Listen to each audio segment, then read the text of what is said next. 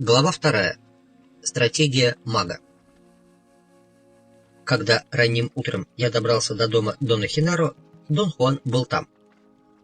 «Послушай, что с тобой произошло? Мы с Хинаро ждали тебя всю ночь», — сказал он.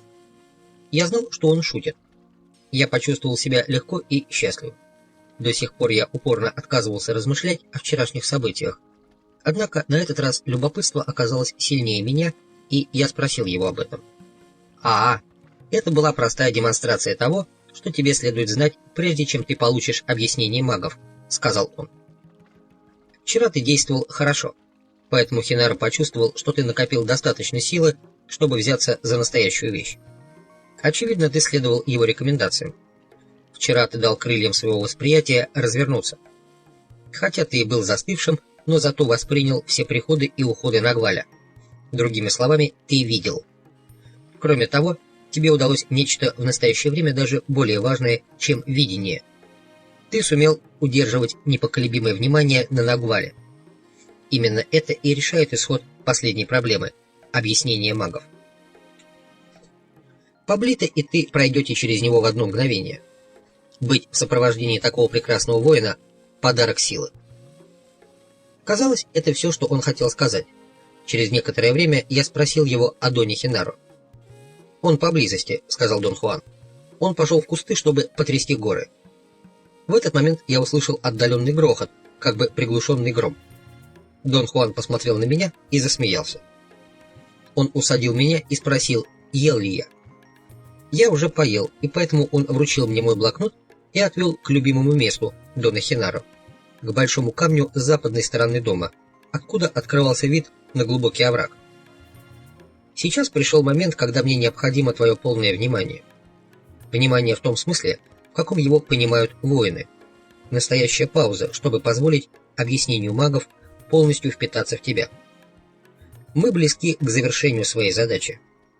Все необходимые инструкции ты уже получил, и сейчас тебе нужно остановиться, оглянуться назад и пересмотреть свои шаги. Маги говорят, что это единственный способ утвердить свои достижения. Я определенно предпочел бы рассказать тебе все это на твоем собственном месте силы. Но Хинаро является твоим бенефактором, и его место в подобном случае может оказаться для тебя более благоприятным. Мое место силы, о котором он говорил, было вершиной холма в пустыне Северной Мексики, которую он мне не раз показывал и которую однажды отдал мне во владение. Должен ли я слушать, не записывая? «Это действительно хитрый момент», — сказал он. «С одной стороны, мне необходимо твое полное внимание, а с другой, тебе необходимо быть спокойным и уверенным в себе. У тебя есть единственный способ достичь этого легко — писать. Поэтому пришло время собрать всю твою личную силу и выполнить непосильную задачу — быть самим собой, не будучи самим собой». Он хлопнул себя поляшком и засмеялся. «Как ты уже знаешь, я отвечаю за твой тональ, а Хинаро за твой Нагваль», — продолжал он. «Моей обязанностью было помогать тебе во всем, что относится к твоему тоналю. И все мои действия в отношении тебя служили одной единственной цели — чистке и приведению в порядок твоего острова тональ. Это была моя работа как твоего учителя.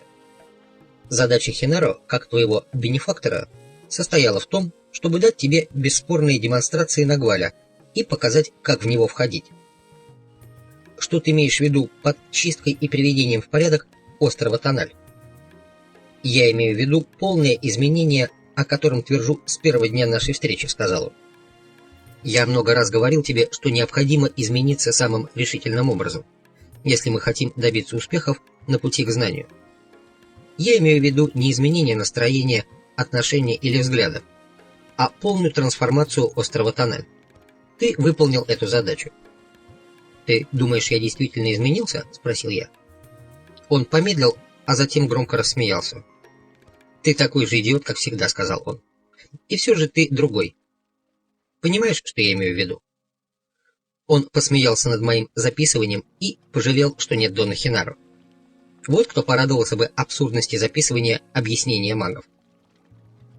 В таких случаях учитель обычно говорит своему ученику, что они прибыли на последний перекресток, продолжал он. Но говорить так значит вводить в заблуждение. На мой взгляд, нет никакого последнего перекрестка и никакого последнего шага к чему-либо. А раз так, то не должно быть и никаких секретов относительно нашей судьбы, как светящихся существ. Личная сила решает, кто может, а кто не может извлечь пользу из объяснения. Я убедился на собственном опыте, что очень немногие хотят даже слушать, а тем более действовать в соответствии с тем, что они услышали. А из горстки тех, кто хочет действовать, лишь единицы имеют достаточно личной силы, чтобы извлечь пользу из своих действий. Так что в итоге вся секретность объяснения магов выкипает в рутину. Такую же пустую рутину, как и любая другая. Во всяком случае, теперь ты знаешь о Нагвале и Тонале, которые являются вершиной объяснения магов. Сейчас это знание кажется тебе совершенно безопасным и безвредным. Мы сидим здесь и мирно беседуем о них, как о чем-то вполне обычном. Ты деловито записываешь, как делал это не раз за прошедшие годы. Пейзаж вокруг нас – картина спокойствия. Сейчас утро. День обещает быть прекрасным, горы окутывают нас своей защитой, и не нужно быть магом, чтобы понять. Это место, говорящее о силе и безупречности Хинара, является самым подходящим фоном для того, чтобы отворить дверь. Потому что именно это я делаю для тебя сегодня. Открываю для тебя дверь. Но прежде чем мы переступим эту черту, необходимо честное предупреждение. Предполагается, что учитель должен как можно убедительнее предупредить своего ученика, что безопасность и спокойствие этого момента – мираж, что перед ним находится бездонная пропасть, и что если дверь открыта, то нет никакого способа закрыть ее вновь. Он на мгновение замолчал. Я чувствовал себя легко и счастливо.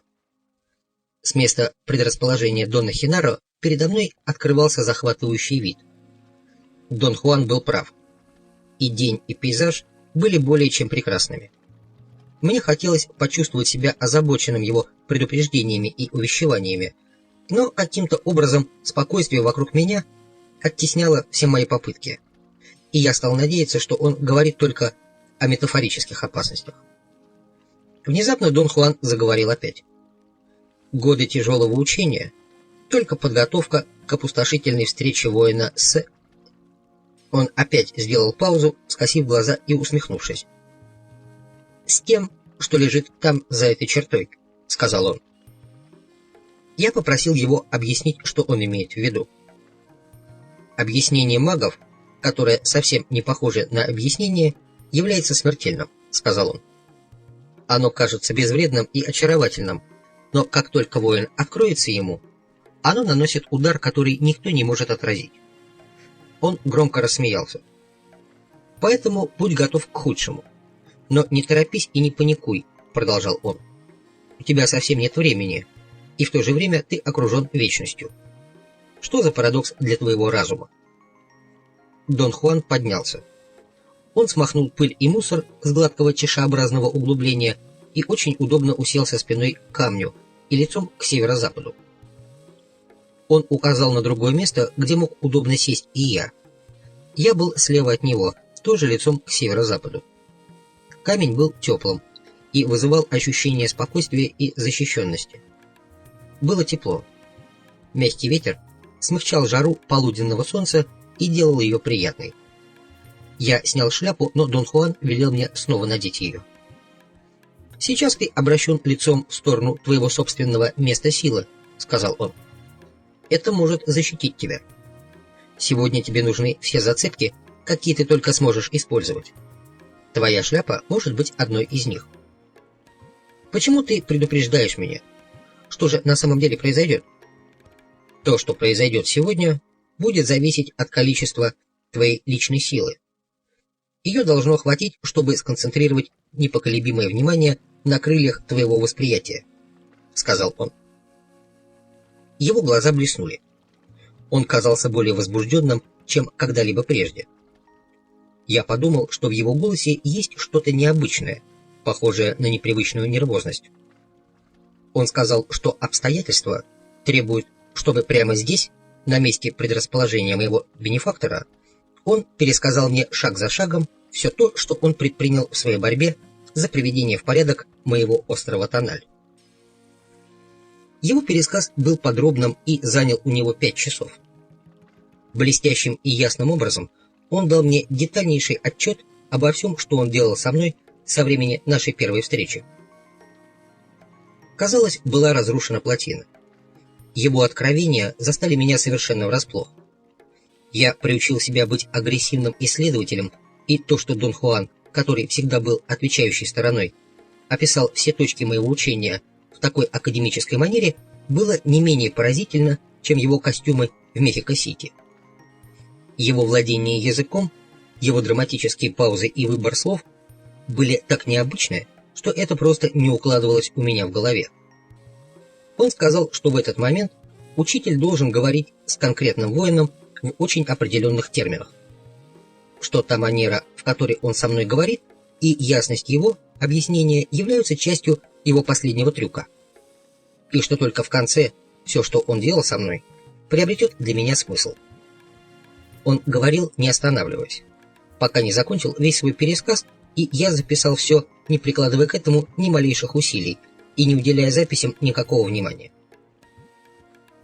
Позволь мне начать с того, что учитель никогда не ищет учеников и что никто не может распространять учение, сказал он.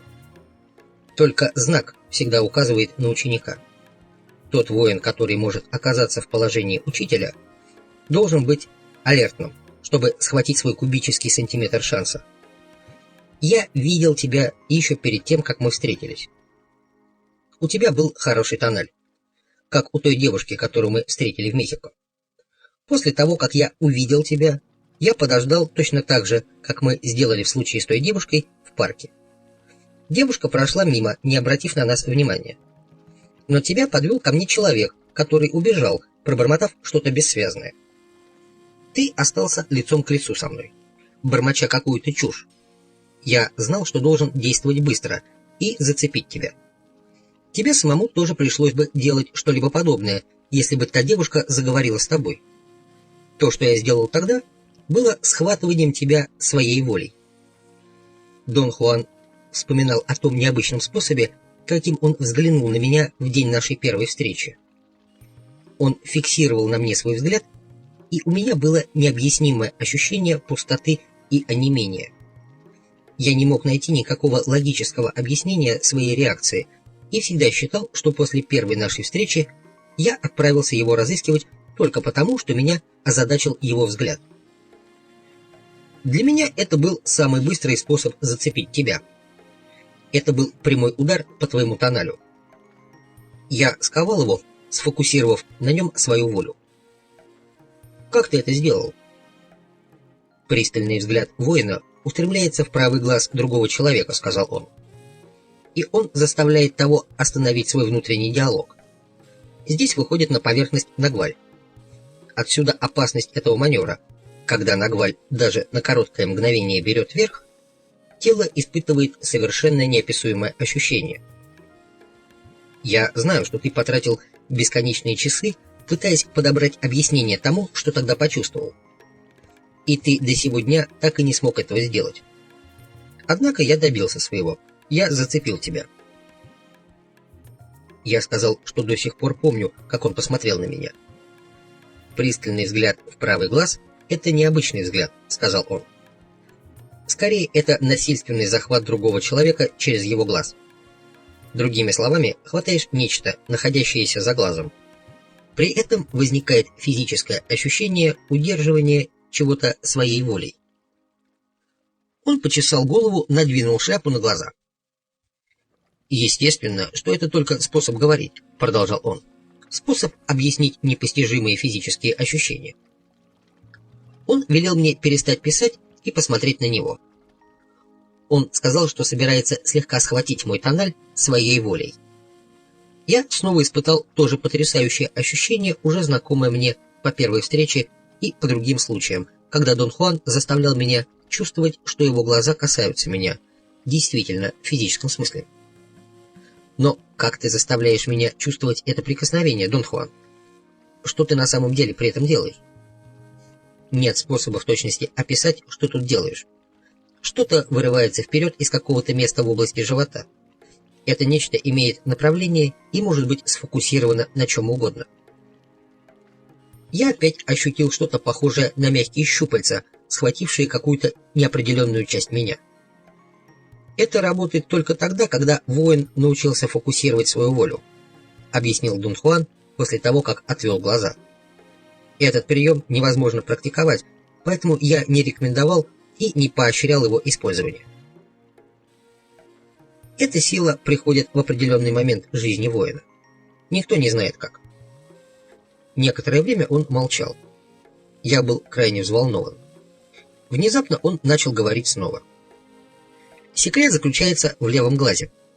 По мере того, как воин продвигается по тропе знания, левый глаз обретает способность схватывать все. Обычно левый глаз воина имеет странный вид. Иногда он остается постоянно скошенным, или становится меньше другого, или больше, или еще как-то отличается. Он насмешливо посмотрел на меня, притворяясь, что рассматривает мой левый глаз. Покачав головой, с шутливым неодобрением он улыбнулся. После того, как ученик зацеплен, начинаются инструкции, продолжал он. Первым действием учителя является внушить ему идею, что знакомый нам мир является только видимостью, способом описания реального мира. Каждое усилие учителя направлено на то, чтобы доказывать это своему ученику. Но принять эту идею является самой трудной вещью на свете. Мы полностью захвачены своим частным взглядом на мир. И это заставляет нас чувствовать и действовать так, как если бы мы знали о мире все. Учитель с самого первого своего действия направлен на то, чтобы остановить этот взгляд. Маги называют это остановкой внутреннего диалога, и они убеждены, что это единственная важнейшая техника, которой ученик должен овладеть. Для того, чтобы остановить способ видения мира, который поддерживаешь с колыбели, недостаточно просто желать или просто принять решение. Необходима практическая задача. Эта практическая задача называется правильным способом ходьбы. Она кажется безобидной и бессмысленной, как и все остальное, что имеет силу в себе или вокруг себя. Правильный способ ходьбы не привлекает внимания. Ты не понял этого и, по крайней мере, в течение нескольких лет рассматривал просто как любопытный способ поведения. До самого последнего времени тебе не приходило в голову, что это было самым эффективным средством для остановки твоего внутреннего диалога. Как правильный способ ходьбы может остановить внутренний диалог? Ходьба в этой специфической манере насыщает тональ, сказал он. Она переполняет его. Видишь ли, внимание тоналя должно удерживаться на его творениях. В действительности, именно это внимание в первую очередь и создает порядок в мире. Поэтому тональ должен быть наблюдателем этого мира, чтобы поддерживать его. И превыше всего он должен поддерживать наше восприятие мира как внутренний диалог. Он сказал, что правильный способ ходьбы является обманным ходом. Воин сначала, поджимая пальцы, привлекает свое внимание к рукам, а затем, глядя без фиксации глаз на любую точку прямо перед собой, на линии, которая начинается у конца его ступней и заканчивается над горизонтом, он буквально затопляет свой тональ информацией. Тональ, без своих отношений с глазу на глаз с элементами собственного описания, не способен разговаривать сам с собой. И таким образом он становится тихим. Дон Хуан объяснил, что положение пальцев никакого значения не имеет, и что нужно просто привлечь внимание к рукам, сжимая пальцы непривычными способами. И что важным здесь является то, что несфокусированные глаза замечают огромное количество штрихов мира, не получая о них ясного представления. Он добавил, что глаза в этом состоянии способны замечать такие детали, которые были бы слишком мимолетными для нормального зрения. Наряду с правильным способом ходьбы, продолжал Дон Хуан, учитель должен обучить своего ученика еще одной возможности, которая является еще более тонкой – способности действовать не веря, не ожидая наград. действовать только ради самого действия. Я не преувеличу, если скажу тебе, что успех дела учителя зависит от того, насколько хорошо и насколько грамотно он ведет своего ученика именно в этом особом направлении.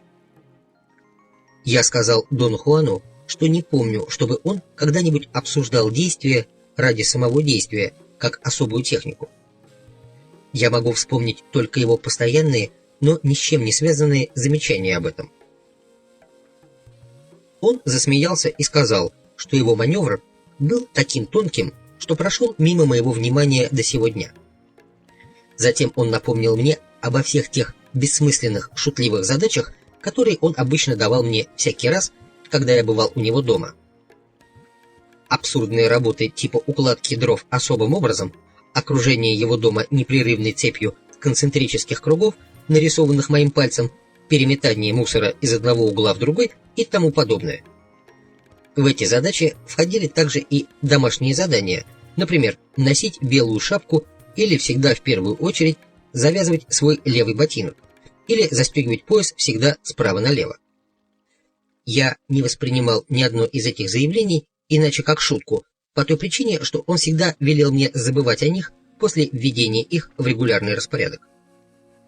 После того, как он напомнил обо всех даваемых им мне заданиях, я сообразил, что, заставляя меня придерживаться бессмысленных распорядков, он действительно воплотил во мне идею действовать, не ожидая ничего взамен. «Остановка внутреннего диалога является ключом к миру магов», — сказал он. «Вся остальная деятельность — только зацепки. Все это направлено лишь на ускорение эффекта остановки внутреннего диалога». Он сказал, что существует два основных вида деятельности, используемых для ускорения эффекта остановки внутреннего диалога: стирание личной истории и сновидение. Он напомнил мне, что на первых этапах моего ученичества дал мне целый ряд особых рекомендаций для изменения моей личности. Я внес их в свои заметки и забыл о них на несколько лет, пока не понял их важности. На первый взгляд, эти методы были весьма малоприятным способом заставить меня изменить свое поведение. Он объяснил, что искусство учителя состоит в том, чтобы увести в сторону внимание ученика от наиболее важных моментов учения. Вот наглядный пример такого искусства. Я до сегодняшнего дня не понимал, что он трюком привлек меня к усвоению важнейшего правила – действовать, не ожидая наград. Он сказал, что параллельно с этим переключил мой интерес на идею видения. При правильном понимании она была действием, непосредственно связанным с Нагвалем. Это действие, являющееся неизбежным результатом и окончанием учения, в то же время было абсолютно невыполнимым, как задача сама по себе. «Каков был смысл этого трюка в моем случае?» – спросил я.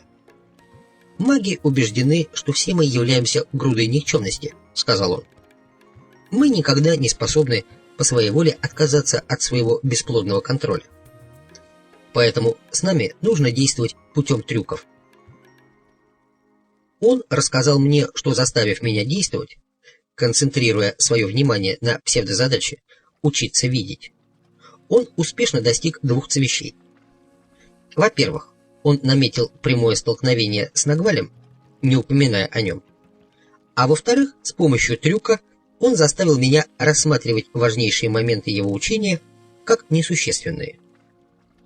Стирание личной истории и сновидение никогда не были для меня столь же важными, как видение. Мне они казались очень увлекательной деятельностью. Я даже считал, что это такая практика, которая дается мне легче всего. «Легче всего», — повторил он насмешливо, когда услышал мое замечание. «Учитель ничего не должен оставлять случаю. Я тебе уже говорил, ты правильно чувствовал, что тебя надувают. Проблема состояла в способе убедить тебя, что надувательство было применено для одурачивания твоего разума. Для меня этот трюк означал отвлечь твое внимание и сориентировать его в нужном направлении». Он взглянул на меня, скосив глаза, и повел рукой вокруг нас. «Секрет всего этого — наше внимание», — сказал он. «Что ты имеешь в виду, Дон Хуан?» Все это существует только из-за нашего внимания. Тот самый камень, на котором мы сидим, является камнем только потому, что мы были вынуждены уделить ему внимание как камню. Я хотел, чтобы он объяснил эту мысль. Он засмеялся и погрозил мне пальцем. «Это выводы», — сказал он. «Мы вернемся к этому позже». Он убедительно объяснил, что благодаря его обходному маневру я заинтересовался стиранием личной истории и сновидением.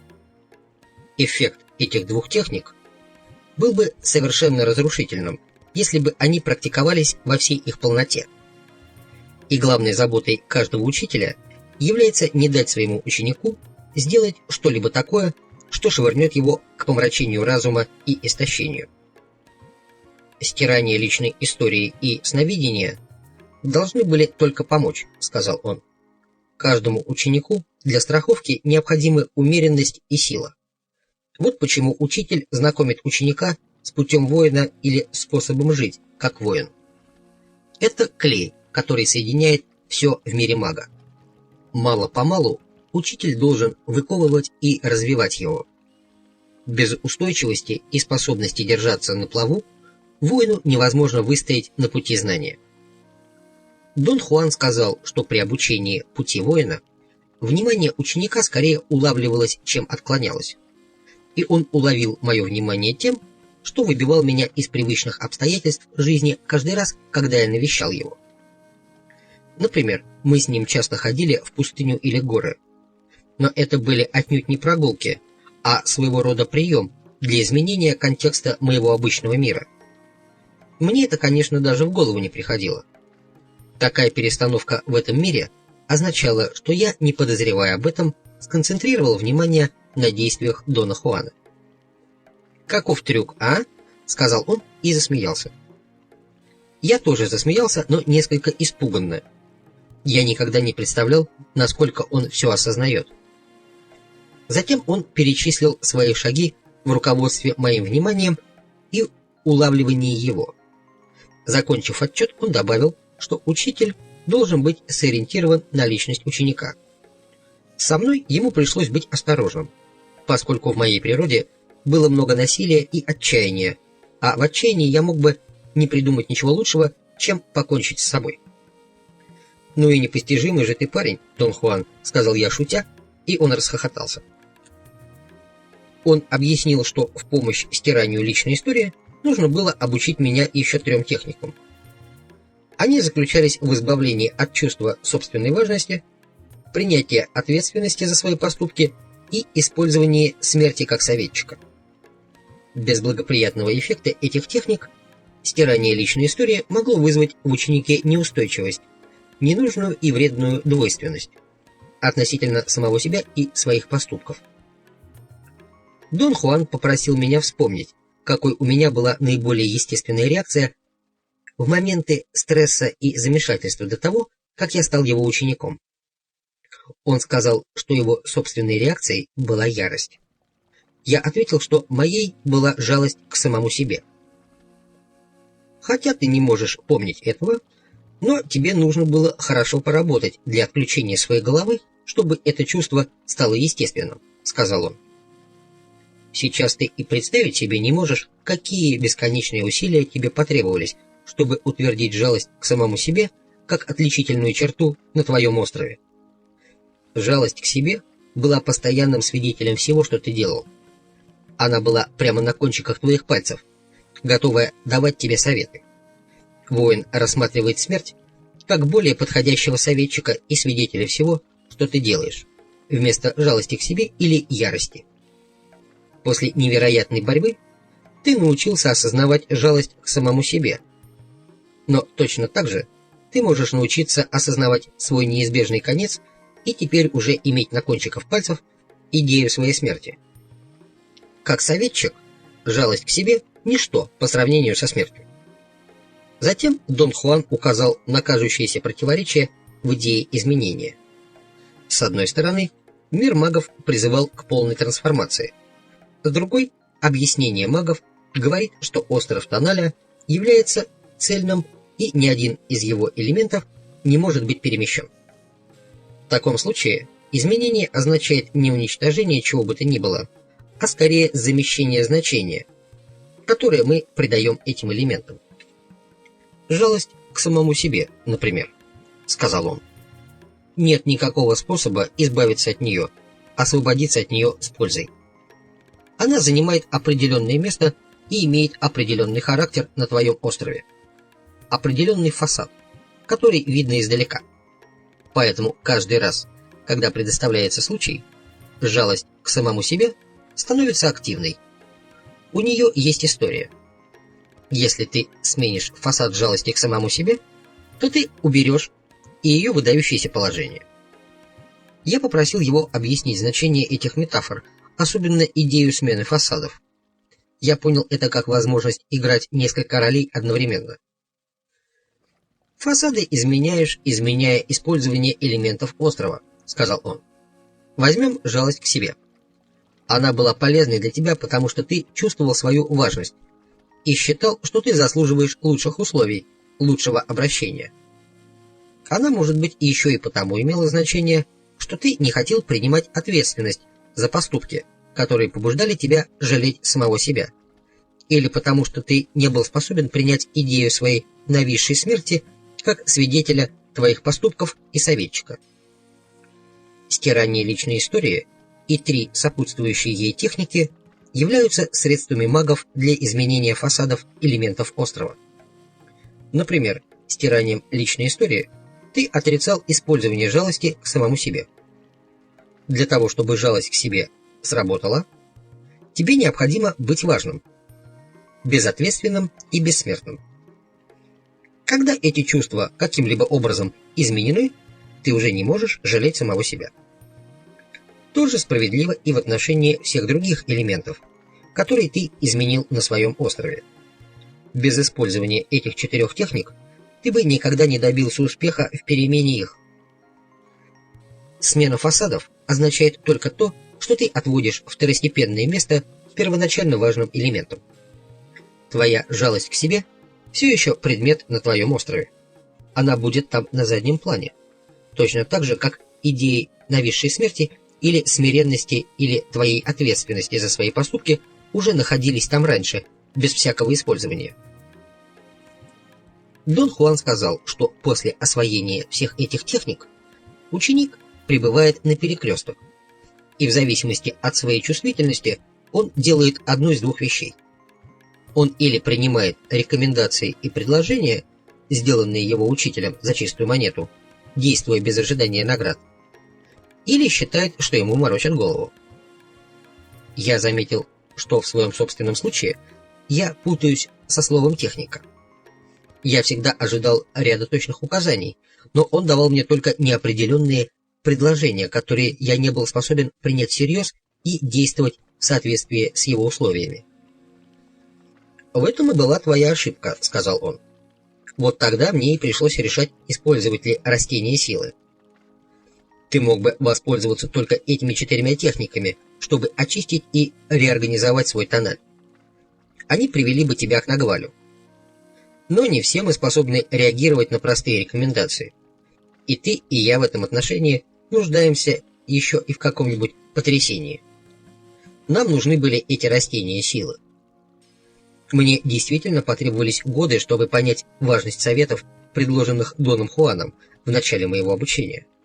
Тот необычайный эффект, который оказали на меня психотропные растения, стал основой моего вывода, что их использование является ключевым моментом в учении.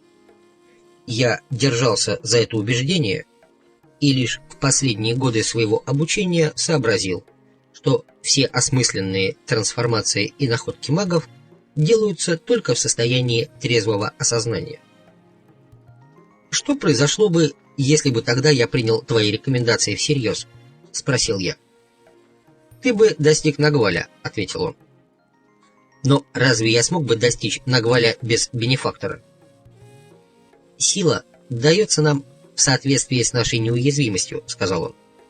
«И если бы ты серьезно использовал эти техники, то накопил бы достаточно личной силы, чтобы найти бенефактора. Ты был бы неуязвимым, и сила открыла бы тебе все нужные пути для установления контактов. Это закон. «Почему ты не дал мне больше времени?» — спросил я. «У тебя было столько времени, сколько нужно», — сказал он. «Так показала мне сила. Помнишь, когда-то ты должен был найти благоприятное для себя место у двери моего дома? Той ночью ты действовал под давлением обстоятельств безупречно, и утром заснул на том самом месте, на камне, который я поставил туда для тебя. Сила показала мне, что тебя следует безжалостно подталкивать, иначе ты и пальцем не пошевелишь». «Помогли ли мне растения силы?» — спросил я. «Конечно», — сказал он. «Они раскрыли тебя, остановив твой взгляд на мир. В этом растения силы оказывают такое же воздействие на тональ, как и правильный способ ходьбы. И то, и другое переполняет его информацией, и сила внутреннего диалога приходит к концу. Растения силы превосходно подходят для этой цели, но их применение оплачивается слишком дорого. Они наносят слишком большой вред телу. Это их недостаток, особенно дурмана. Но если ты знал, что они так опасны, зачем ты давал их мне в таких количествах и так много раз?» Он заверил меня, что детали этой процедуры определялись самой силой. Он сказал, что несмотря на то, что учение предоставляет всем ученикам одинаковые методы, порядок их различен для каждого. И у него было множество знаков, что меня нужно принуждать и перенуждать, чтобы заставить принять что-либо во внимание. Я имел дело с изнеженным бессмертным существом, которому не было никакого дела до его жизни или смерти, сказал он, смеясь. Я напомнил, что он описывал и обсуждал эти растения в антропоморфических терминах. Он всегда обращался к ним так, как если бы растение было персонажем. Он ответил, что это были предписанные средства для отвлечения внимания ученика в сторону от истины, которая заключалась в остановке внутреннего диалога. Но если они используются только для остановки внутреннего диалога, то какую связь они имеют с союзниками? — спросил я. «Это трудно объяснить», — сказал он. «Растения подводят ученика непосредственно к Нагвалю, а союзник является одним из его аспектов. Мы действуем исключительно в центре разума, вне зависимости от того, кем мы являемся и откуда мы пришли. Разум способен, естественно, так или иначе, брать в расчет то, что происходит в рамках его идеи мира. Союзник — это нечто такое, что находится вне его обозрения, вне царства разума. Это может наблюдаться только в центре воли, в те моменты, когда наш обычный взгляд остановлен. Поэтому правильно было бы сказать, что это Нагваль. Маги, однако, могут научиться воспринимать союзников крайне необычным образом, и, поступая так, они оказываются слишком глубоко погруженными в новую точку зрения. Чтобы защитить тебя от такой судьбы, я не представлял тебе союзников так, как обычно это делают маги. Маги научились после многих поколений использования растений силы отдавать себе отчет о своем взгляде на мир, во всем, что происходит с ними. Я сказал бы, что маги, используя свою волю, добились расширения своих взглядов на мир. Мой учитель и мой бенефактор были ярчайшими примерами этого. Они были людьми огромной силы, но не были людьми знания. Они так и не разорвали границ своего огромного мира и поэтому никогда не прибыли к целостности самих себя. Тем не менее, они знали об этом. Не то чтобы они жили, отклонившись от правильного пути и претендуя на что-то выше своих возможностей. Они знали, что шагнули мимо лодки, и что только в момент их смерти вся загадка будет полностью раскрыта им. Магия дала им только мимолетный взгляд, но нереальное средство для достижения целостности самих себя. Я дал тебе достаточно из описания мира магов, не позволив тебе зацепиться за это. Я говорил, что только когда помещаешь одно видение напротив другого, можно прибыть к реальному миру. Я хочу сказать, что целостности самих себя возможно достичь только если полностью понимаешь, что мир — это просто точка зрения, вне зависимости от того, принадлежит эта точка зрения обычному человеку или магу. Именно здесь я уклонился от традиции. После целой жизни борьбы я знаю, что действительно важным является не просто научиться новому описанию, но прибыть к целостности самого себя. Следует прибыть к нагвалю, не покалечив тоналя, и превыше всего не покалечив своего тела. Ты принимал эти растения, следуя точным этапам, через которые прошел я сам. Единственным отличием было то, что я остановился, когда решил, что ты накопил достаточно взглядов на нагваль. Именно по этой причине я никогда не хотел обсуждать с тобой твои встречи с растениями силы и не позволял тебе иметь навязчивую идею относительно них. Не было смысла строить схемы того, о чем нельзя говорить. Это были настоящие экскурсии в нагваль, в неизвестное. Я заметил, что моя потребность говорить о переживаниях, вызванных влиянием психотропных растений, была связана с желанием подтвердить собственные гипотезы на этот счет. Я был убежден, что при помощи таких растений он снабжал меня воспоминаниями о невообразимых способах восприятия. Эти воспоминания могли казаться отвлеченными и не связанными с чем-то осмысленным, но через какое-то время собирались в единицы смысла. Я знал, что Дон Хуан искусно руководит мною в каждом случае, что все эти единицы смысла собирались под его руководством. «Я не хочу подчеркивать эти события, чтобы объяснять их», — сказал он сухо. «Застревание в объяснениях вернет нас назад, туда, где мы быть не хотим. Это отбросит нас назад в восприятие мира, но на этот раз в более широкое восприятие, и только». Дон Хуан сказал, что после остановки внутреннего диалога действием растений силы появляется неизбежный тупик. У ученика начинали возникать сомнения относительно смысла всего ученичества. По мнению Дона Хуана, даже самые большие энтузиасты в этой точке ощутят серьезную потерю заинтересованности. Растения силы потрясают тональ и угрожают прочности всего острова, сказал он. Именно в этот момент ученик отступает и мудро делает. Он хочет выбраться из всей этой каши. Так вот, именно в этот момент учитель устанавливает свою наиболее искусную ловушку – стоящего противника. Без помощи стоящего противника, который в действительности является не врагом, а совершенно преданным помощником, ученик не имеет возможности продолжать путь знания. Ловушка имеет две цели. Во-первых, она позволяет учителю удерживать своего ученика, а во-вторых, она дает ученику точку соотнесения, чтобы пользоваться ею в дальнейшем. Ловушка – это маневр, который выводит на арену стоящего противника. Лучшие из людей сдались бы на этой черте, если бы они могли решать сами.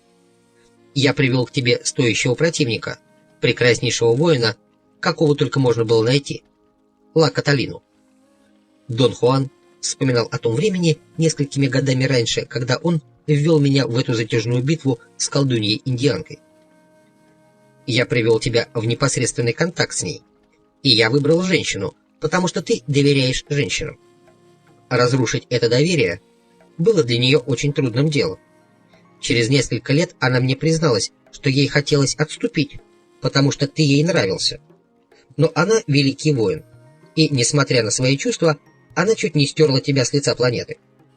Она нарушила твой тональ так интенсивно, что он уже никогда больше не был тем же самым.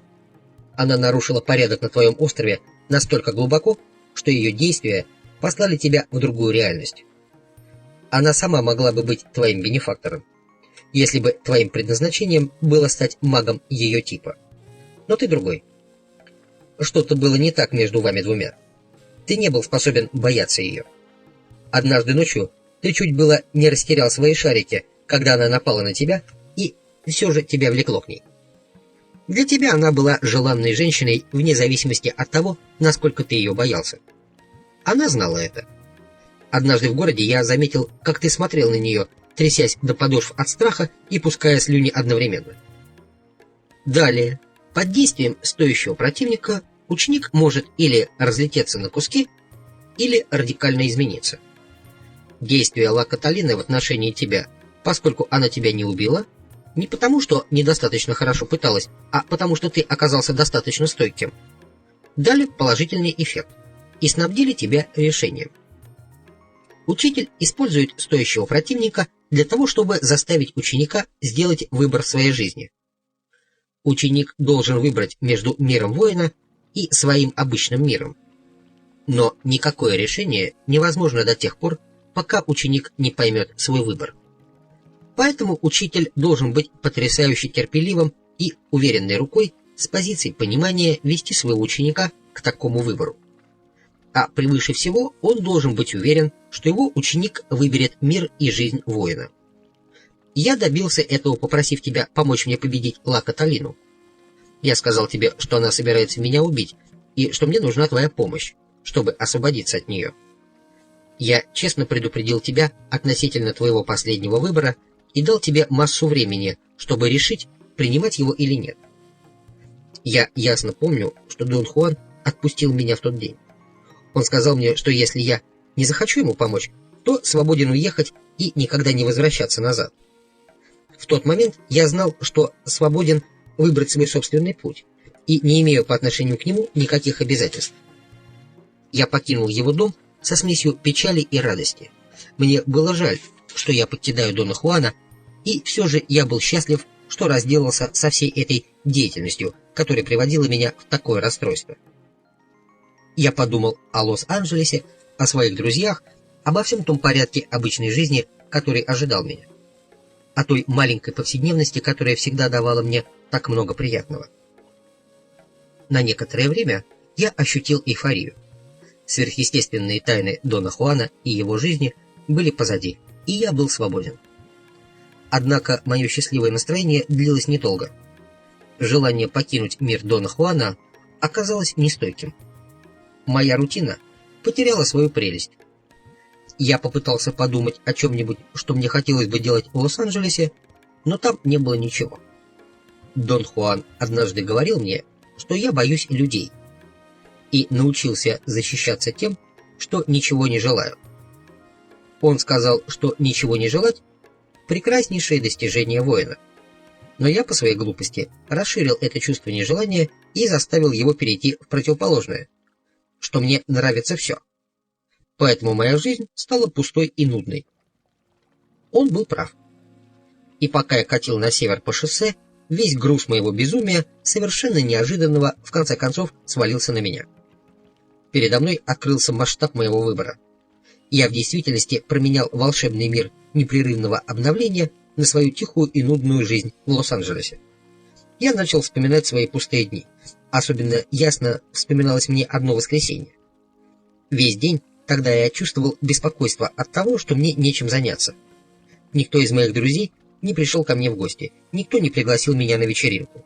Тех людей, к которым мне хотелось пойти, не оказалось дома. И, что совсем уж плохо, я успел пересмотреть все фильмы, которые шли в городе. К концу дня, в полном отчаянии, я еще раз взялся за список кинофильмов и нашел один, который раньше совсем меня не интересовал. Он шел в городишке, находившемся в 35 милях. Я поехал туда. Фильм мне совершенно не понравился, но даже это было лучше, чем полное ничего не делание. Под давлением мира Дона Хуана я изменился. С тех пор, как я встретился с ним, у меня не было времени скучать. Одного этого было для меня достаточно. Дон Хуан прав был в своей уверенности. Он знал, какой выбор я сделаю. Я развернулся и поехал назад к его дому. Что случилось бы, если бы я выбрал ехать назад в Лос-Анджелес? «Это было невозможно», — сказал он. «Такого выбора для тебя не существовало. Все, что тогда от тебя требовалось, это позволить своему Тоналю осознать, что он решил вступить в мир магов». Тональ не знал, что решение находится в царстве Нагваля. Принимая решение, мы только признаем, что нечто вне нашего понимания установило рамки нашего так называемого решения, и мы просто идем туда. В жизни воина есть только одна вещь, один единственный вопрос, который действительно не решен. Насколько далеко можно пройти по тропе знания и силы? Этот вопрос остается открытым, и никто не может предсказать его исход. Я однажды говорил тебе, что свобода воина состоит в том, чтобы или действовать неуязвимо, или действовать как ничтожество. А поскольку неуязвимость — единственное, что дает свободу, то именно она является мерой духа воина. Дон Хуан сказал, что после принятия учеником решения вступить в мир магов, учитель дает ему практическую задачу, задание, которое он должен выполнять в своей повседневной жизни. Он объяснил, что задача должна подходить к личности ученика. Это своего рода растянутая жизненная ситуация, в которую попадает ученик и которая будет являться средством, постоянно воздействующим на его взгляд на мир. В моем случае я понимал эту задачу скорее как шутку, чем как серьезную жизненную ситуацию.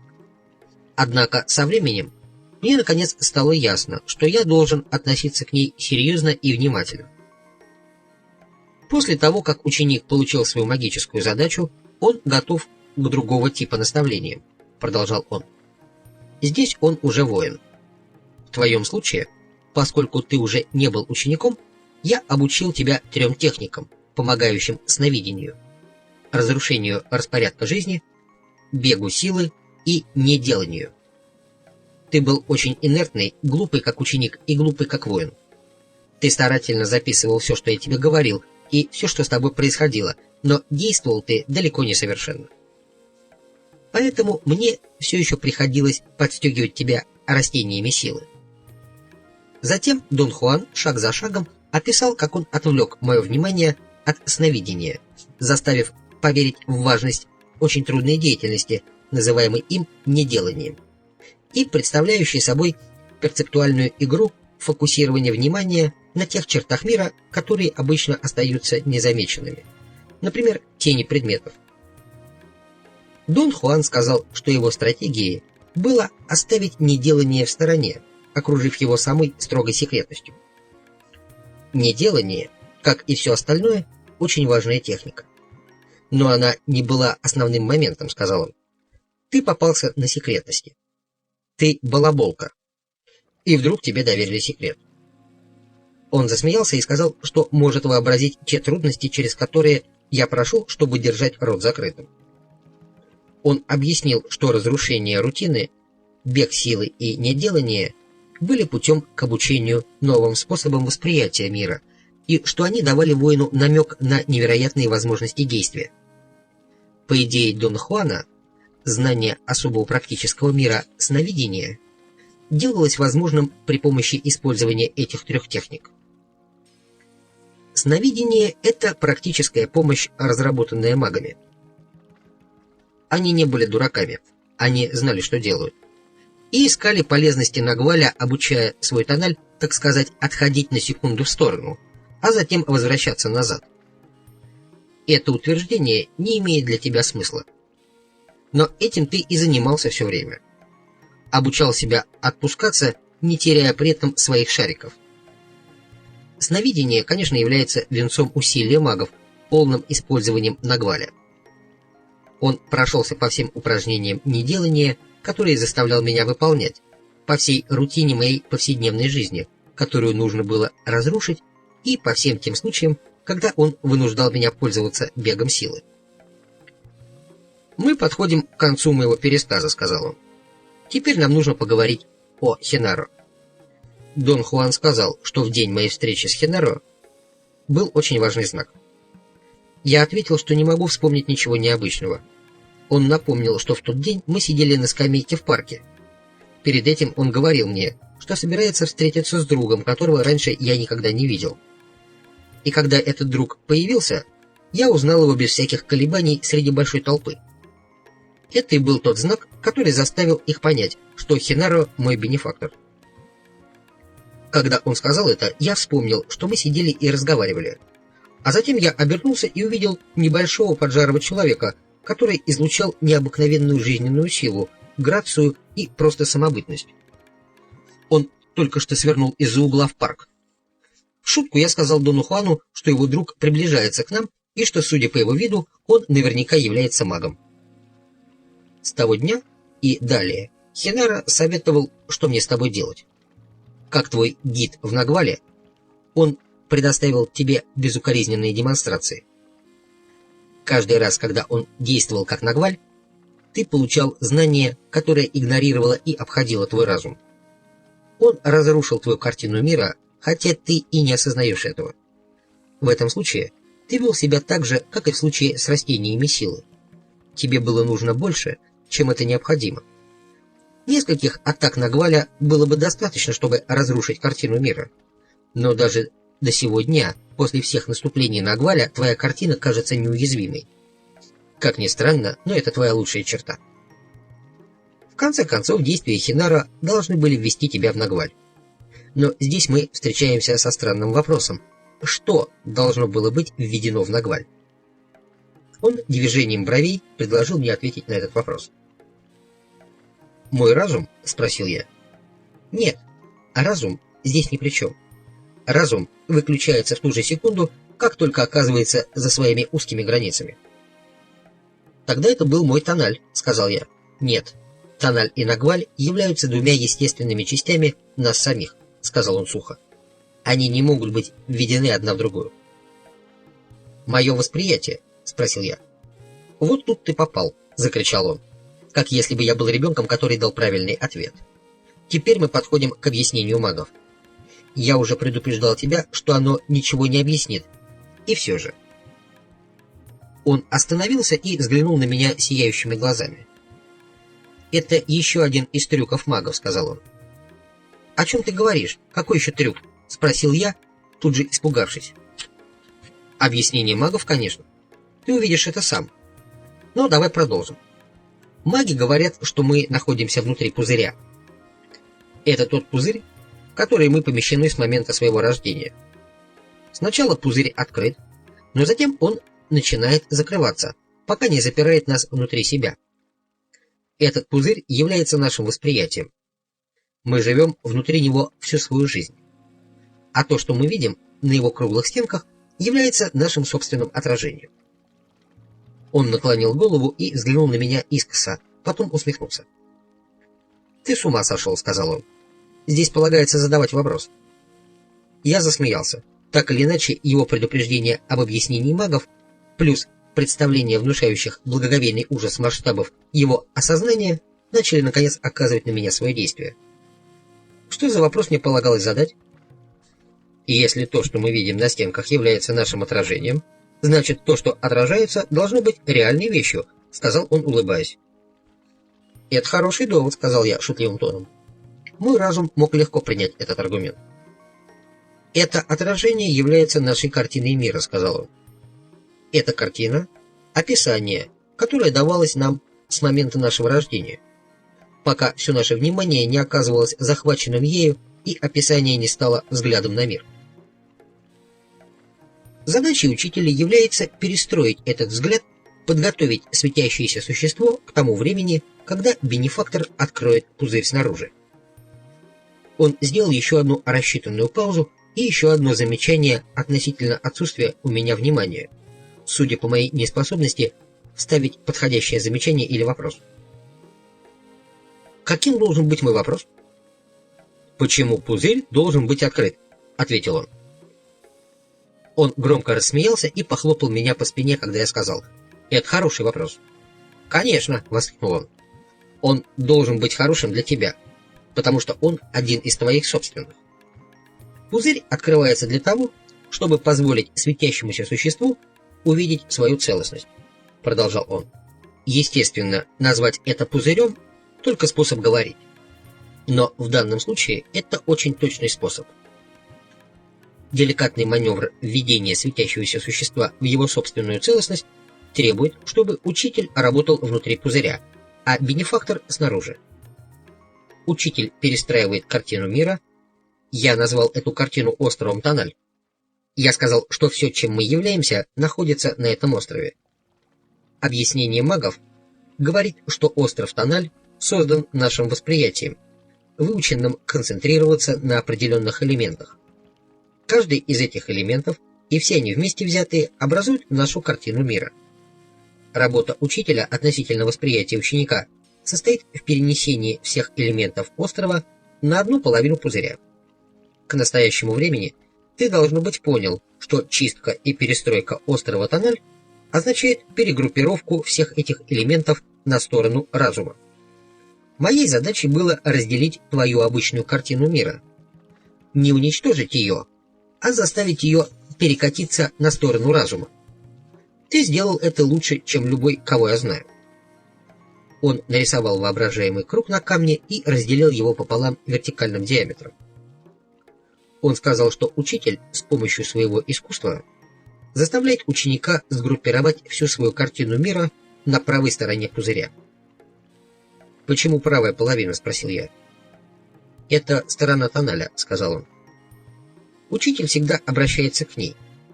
И, с другой стороны, познакомив своего ученика с путем воина, он заставляет его быть разумным, трезвым и сильным душой и телом. А с другой, он сталкивает его с немыслимыми, но реальными ситуациями, с которыми ученик не может справиться. Таким образом, он заставляет его понять, что его разум, хотя и является чудеснейшей вещью, может охватить лишь очень небольшую поверхность. Как только воин столкнулся с невозможностью все охватить разумом, он сходит со своей дороги, чтобы поддержать и защитить свой поверженный разум. Чтобы добиться этого, он соберет вокруг него все, что у него есть. Учитель следит за этим, безжалостно подхлестывая его, пока вся его картина мира не окажется на одной стороне пузыря. Другая половина пузыря, та, что очистилась, теперь может быть заполнена тем, что маги называют волей.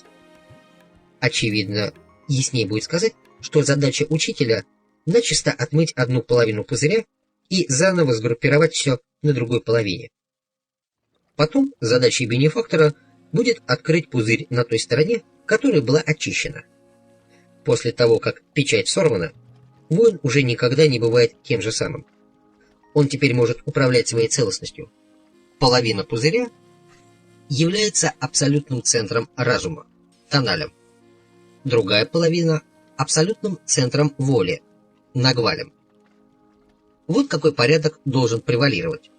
Любая другая аранжировка бессмысленна и мелочна, потому что она идет против нашей природы. Она крадет у нас наше магическое наследие и превращает нас в ничто. Дон Хуан поднялся, потянулся и прошелся, чтобы расправить мускулы. К этому времени слегка похолодало. Я спросил его, закончили ли мы. «Ну, представление еще даже не начиналось», — воскликнул он и засмеялся. «Это было только вступление». Он взглянул на небо и указал на запад небрежным движением руки. «Примерно через час Нагваль будет здесь», — сказал он, улыбнулся и снова сел.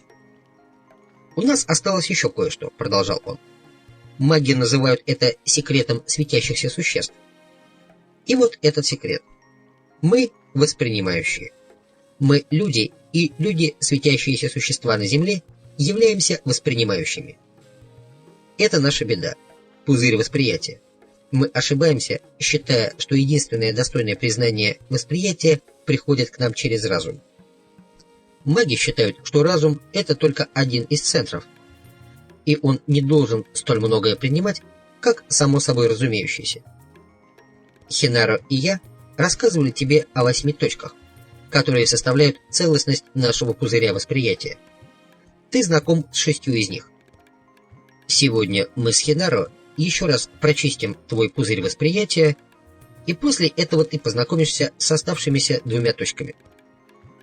Он резко сменил тему и попросил меня дать ему подробный отчет о моих впечатлениях предыдущего дня, начиная с момента, когда я увидел камни у дороги. Он не делал никаких замечаний и ни разу не прервал меня. Закончив отчет, я добавил свое собственное наблюдение. Утром я говорил с Нестором и Паблито, и они рассказали мне о своих наблюдениях, очень похожих на мои. Я исходил из того, что Нагваль, как говорил мне сам Дон Хуан, был индивидуальным опытом, свидетелем которого может быть только наблюдатель. В предыдущий день там было 3 наблюдателя, и все мы были свидетелями более или менее одной и той же вещи. Различие выражалось только в разном способе чувствовать и реагировать на отдельные детали общего явления. То, что случилось вчера, было демонстрацией Нагваля для тебя, Нестора и Паблито. Я их бенефактор. Мы с Хенаро выключили центр разума у всех троих. У нас двоих достаточно силы, чтобы заставить вас согласиться между собой относительно события, свидетелями которого вы были. Несколько лет назад мы с тобой однажды ночью встретились с группой учеников. Однако у одного меня не хватило силы, чтобы заставить вас видеть одну и ту же вещь. Судя по моему рассказу о восприятии предыдущего дня и из того, что он увидел во мне, он заключил, что я готов к объяснению магов. Он добавил, что готов и Паблито, но не был уверен относительно Нестора. «Быть готовым к объяснению магов – очень трудное достижение», — сказал он. «Оно не должно быть таковым, но все мы цепляемся за индульгирование в наших привычных взглядах на мир. В этом отношении ты, Нестор и Паблито одинаковы. Нестор прячется за своим смущением и застенчивостью. Паблито за своим обезоруживающим очарованием, а ты за своим упрямством и словами. Все эти черты не кажутся угрожающими, но до тех пор, пока вы трое настаиваете на их использовании, ваши пузыри восприятия еще не очищены, и объяснение магов не будет иметь смысла. Я пошутил, что это знаменитое объяснение магов преследует меня уже давным-давно. Однако, чем ближе я к нему подхожу, тем оно сильнее удаляется. Я собирался добавить еще одно шутливое замечание, но вдруг он выхватил эти слова прямо у меня изо рта. «Не окажется ли в конце концов, что объяснение магов — это просто липа?» — спросил он, смеясь. Он похлопал меня по спине и, казалось, был доволен, как ребенок, радующийся празднику. «Хенаро цепляется за правила», — сказал он доверительным тоном. «Ничего не поделаешь с этим пресловутым объяснением. Моя бы воля, так я бы дал его тебе давным-давно. Не делай на него слишком большую ставку». Он поднял голову и посмотрел в небо. «Теперь ты готов», — сказал он драматическим и мрачным тоном. «Пора идти. Но прежде чем мы покинем это место, я должен сказать тебе одну последнюю вещь. Тайна или секрет объяснения магов состоит в том, что оно имеет дело с развертыванием крыльев восприятия». Он положил руки на мою записную книжку и сказал, что мне следует пойти в кусты и позаботиться о своих телесных функциях. После этого я должен снять свою одежду и оставить ее в узле прямо тут, где мы находимся. Я посмотрел на него вопросительно, и он объяснил, что мне следует быть обнаженным, но я могу оставить свои ботинки и шляпу. Я настаивал на том, чтобы узнать, почему я должен быть голым. Дон Хуан засмеялся и сказал, что причина эта довольно личного характера, и связана она с моим собственным удобством. И это я сам должен был сказать ему, что хочу раздеться. Его объяснение озадачило меня. Мне казалось, что он разыгрывает со мной какую-то шутку или просто отвлекает мое внимание. Я хотел знать, зачем он делает это. Он напомнил мне об инциденте, который произошел со мной несколько лет назад, когда мы находились в горах Северной Мексики с Доном Хенаро. В тот день они объясняли мне, что разум явно не может охватить всего происходящего в мире. Чтобы дать мне убедительную демонстрацию этого, Дон Хенаро выполнил великолепный прыжок, как нагваль, и удлинил себя так, что достиг пиков гор в 15 милях от нас. Дон Хуан сказал, что я прозевал самое главное, и в том, что касалось моего разума, демонстрация Дона Хенаро была неудачной, но с точки зрения моей телесной реакции это было событие. Я хорошо помнил ту телесную реакцию, о которой говорил Дон Хуан. Я видел, как Дон Хенаро исчез у меня перед глазами, словно его сдул ветер. Его прыжок произвел на меня такое сильное впечатление, что я почувствовал себя так, как будто его движение прорвало что-то у меня в кишечнике. Мне пришлось раздеться. Мое неудобство и раздражение были беспредельны. Пока я добрался до своей машины, мне пришлось идти голым, надев только шляпу, по дороге, где было довольно большое движение. Дон Хуан напомнил мне, что именно тогда я сказал ему, чтобы он не позволял мне больше портить свою одежду. После того, как я разделся, мы пошли к большой скале, в нескольких сотнях футов впереди. Скала нависла над ущельем. Он заставил меня заглянуть вниз. Там была глубина не менее 100 футов. Затем он сказал мне, чтобы я выключил свой внутренний диалог и прислушался к звукам вокруг нас. Через несколько мгновений я услышал звук камешка, задевающего скалу по пути на дно ущелья. Я слышал каждый удар гальки с невероятной ясностью. Затем я услышал, как еще один камешек был брошен вниз. Затем еще один. Я поднял голову, чтобы направить свое левое ухо в сторону, откуда исходил звук, и увидел Дона Хенаро, сидящего на вершине скалы в 15 футах от нас. Он небрежно бросал камешки в ущелье. Он закричал и засмеялся, когда понял, что я его вижу, и сказал, что прятался здесь и ожидал, когда я его найду. Я испытал момент замешательства. Дон Хуан несколько раз прошептал мне на ухо, что мой разум не приглашен на это событие, и что я должен отбросить несносное желание все контролировать. Он сказал, что Нагваль был восприятием только для меня, и что именно по этой причине Паблито не видел Нагваль в моей машине. Как бы читая мои мысли, он добавил, что хотя только я один мог быть свидетелем Нагваля, но все же это был сам Дон Хенаро. Дон Хуан взял меня за руку и, как бы играя, подвел к месту, где сидел Дон Хенаро. Дон Хенаро поднялся и подошел ко мне поближе. Его тело излучало жар, который я мог видеть. От его сияния у меня закружилась голова. Он подошел ко мне сбоку, приблизил губы к моему уху, не касаясь его, и начал шептать. Дон Хуан тоже начал шептать мне в другое ухо. Их голоса слились. Оба они стали повторять одни и те же слова. Они говорили, что я не должен бояться и что у меня есть длинные мощные нити, которые существуют не для того, чтобы защищать меня, потому что защищать нечего, и не для того, чтобы обороняться. Они здесь для того, чтобы вести меня в моем восприятии Нагваля, как мои глаза ведут меня в моем нормальном восприятии Тоналя.